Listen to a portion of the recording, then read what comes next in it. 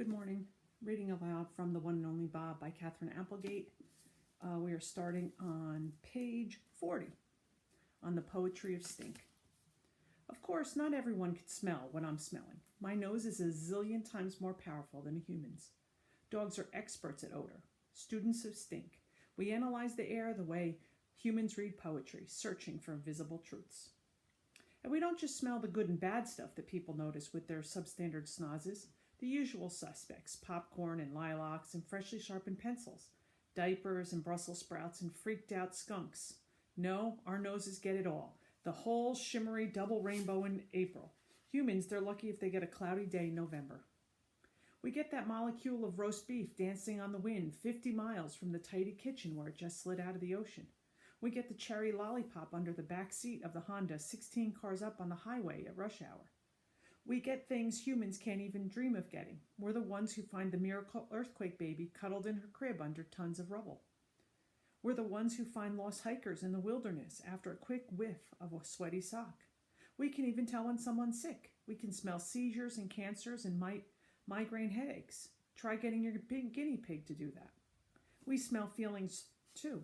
Sad has a sharp scent with an undertone of sweetness. Sad smells like being lost in the winter forest as the sun goes down. And happy is the best. But there's a touch of wistfulness around the edges. Happy smells like bacon ice cream served up with an expensive leather shoe. You're going to love every minute of it, but you know it won't last forever. The news. Sometimes when Julie and I go for walks, I break at a corner. Corners are the best for fresh news. And she'll tug and say, "Come on, Bob, there's nothing here." But there is. Here's the thing about poop and pee. I get that humans are not into them. I see bathroom doors shut tight, the embarrassed downcast gazes. You guys are totally missing out. There's a whole lot of info hiding in your average pee mail. When dogs want to share the latest gossip, we just wait until nature calls. You'll be amazed at what you can learn during a quick bathroom break. People read the news, check the TV, browse the web. I linger over a fire hydrant and inhale the whole wide world. My ears, by the way, are almost as remarkable as my nose. I can pick up all kinds of things humans can't hear. What we do with our noses and our ears is kind of like taking a big old knot and loosening it up, separating out the strands, unbraiding things. People smell a reeking pile of trash in a dumpster. We smell a dollop of cream cheese, a hint of peanut butter, a smattering of Fruit Loops. People hear the roar of a crowd in a stadium. We hear the strain of a whiny 4-year-old. The whisper of a worried superfan, the note of a grumpy hot dog vendor. Man, dogs are cool. Snickers. While I watch from my perch on the back of the couch, Julia passes by on the sidewalk. George asked her to keep her dog walking route close to home in case the weather changes. She's wearing a shiny purple raincoat and leading 3 dogs, a goofy mutt named Winston, a timid dachshund named Oscar Mayer, and her, Snickers. An old nemesis of mine. Snickers is a fluffy white poodle with delusions of grandeur. A big, snooty, pain-in-the-puffball. Oh, that pooch drives me crazy. Our mutual dislike goes back to my early days as a stray. Snickers was a fancy, pampered, sleep-on-a-pink satin pillow kind of girl. Her owner, Mac, ran the mall where I lived with Ivan and Ruby. That's where I first encountered Snickers. She teased me mercilessly. And beneath the fuzzy facade, I always suspected there was a little, spark there. Anyways, after the mall closed down, Snickers, being Snickers, landed on her feet. Mac married an older widow lady with more money than sense, and she dotes on that ridiculous poodle. Mac's too lazy to walk Snickers herself, so he hired Julia to do it. "Looking good, Snick baby," I call through the open window, and she gives me her curled-up, squinty-eyed face, which, come to think of it, is pretty much how she always looks. As usual, Snickers is dressed to the max. She's wearing a pink poncho, a sparkly rain hat, and teensy pink boots. Those boots were made for Machin, I add for good measure. It feels good giving her some grief. But before I can really relish the moment, another annoying acquaintance of mine appears. Nutwit. Nutwit the gray squirrel, who lives in live oak in our front yard, jumps to a lower branch, looking at me with barely concealed pity. I hate pity. Especially the barely concealed kind. "I don't know why you taunt her," he says. "You're hardly in a position to talk. You, Bob, you are Snickers. Come over to that window and say that." So You can what? Drool me to death? Are you aware that my best friend is a gorilla, I ask? You would make for fantastic ape chow, dude. Nutwit reaches for a dangling acorn and yanks it free. I thought gorillas were vegetarians. Ivan eats termites, I say. He might make an exception for you. Face it, Bob, you're soft. You're one step away from your own pink rain boots. He has a point, said Minnie, one of the family's guinea pigs from her cage next to the TV. No, he doesn't, said Moo, her cage mate. Yes, he does, Minnie squeaks. Doesn't, doesn't. Minnie pauses. Wait, you tricked me. The guinea pigs rarely agree on anything. Nutwit leaps over to the window ledge, acorn in paw. He presses his tiny, twitchy nose to the screen. You couldn't last a day out here, Bob. Some of us have to live by our wiles.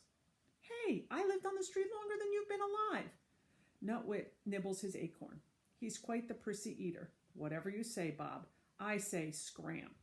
Fine. Hint taken. Anyway, storm's en route.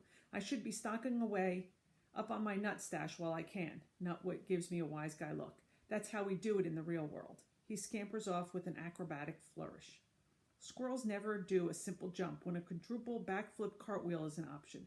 You're full of it, I say to nobody in particular. We're full of it, said Minnie. Yes, we're extremely full of it, says Moo, and they popcorn in agreement. Guinea pigs hop up and down when they're happy. It's called popcorning, and it's really totally ridiculous. You're happy, wag your tail like a real mammal. I am not soft, I mutter, nosing my protruding belly. I leap with effort off the couch. Then I head to the bathroom for a good long drink from the water bowl of power. Spoiled. I know Nutwit has a point. I've become a creature of habit, spoiled by a stretch of being my own dog. For a long time, I was Bob the Beast, cunning and streetwise. As a stray, I lived off leftovers at the mall while Snickers dined on her fancy pants kibble. Man, how I love that cotton candy stuck to the floor, the unexpected UFOs, the ends of ketchup-covered hot dogs scattered under the bleachers like, I don't know, big toes or something. Ivan offered to share his gorilla food with me, and Stella and Ruby were always ready to pass along a carrot or an apple, but I refused. I needed to stay in shape, stay tough, stay true to my wild nature. Okay, so every now and then I'll sneak a banana chunk from Ivan's breakfast. But then things changed. I became civilized, domesticated, a pet.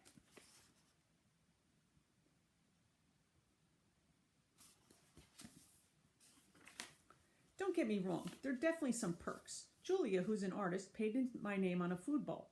She gave me this wonderfully mushy blanket, the kind where you can bed boogie forever till it's squished to perfection and you can curl up just so.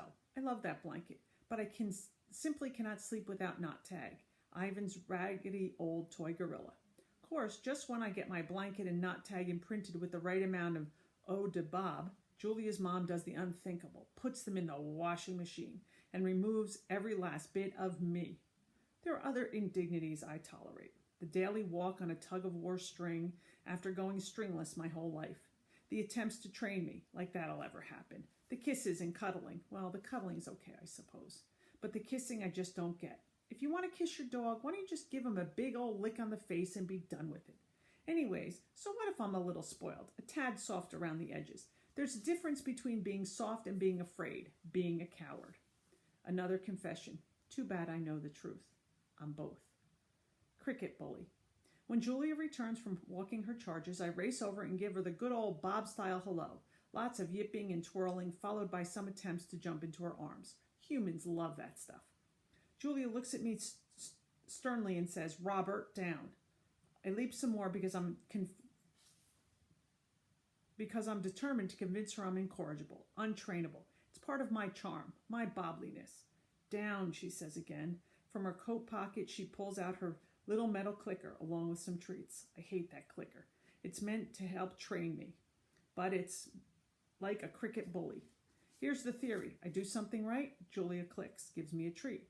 The treat tells me when I'm behaving. The treats reinforce it. The clicks tell me when I'm behaving. The treats reinforce it. If that happens enough before your very own eyes, I'm supposed to transform into a good dog. Well, it ain't that easy. Down, Bob, Julia tries again. I want a treat, but not enough to cave, so I opt for a play bow, a compromise. Julia sighs. You are definitely a challenging student. To my annoyance, she puts the treat back in her pocket. I think Julia may be on to me.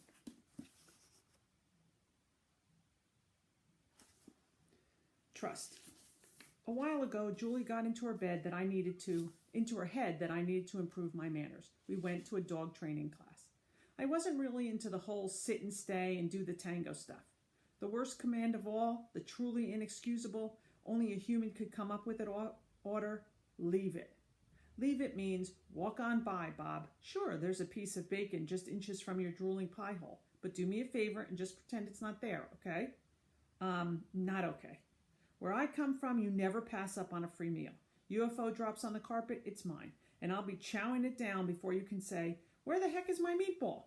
Within minutes, I was accused of being an unmotivated student, which is totally unfair. I am highly motivated. Just show me some cheese, please.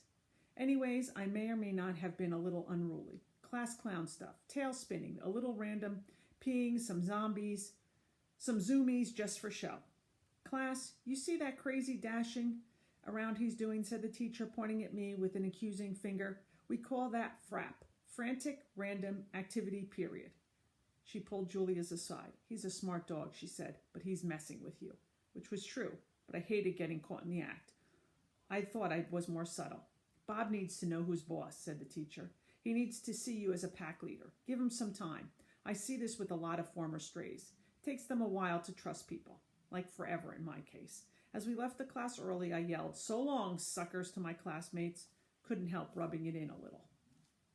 My car thing. I suppose the real reason for the training stuff isn't my bad manners, although they leave a bit to be desired. It's my car thing. I've always had a hang up about cars and trucks, also riding lawnmowers, go-karts, anything with four wheels, an engine, and a driver. Don't like them, don't want to ride in them, don't want anything to do with them. Those co-pilot dogs with their heads hanging out the window, flying their drool flags, boneheads. First of all, it isn't safe. And second of all, bad stuff can happen when you climb into a car. Take it from me. When Julia and George and Sarah realize I have transportation issues, they try to lure me into the back seat of their car with treats. But you'd see surprised how stubborn I can be. I yelped out loud. The neighbors came running out to see what was happening to the poor little doggie. Score 1 for the poor little doggie. We'll continue reading The One and Only Bob.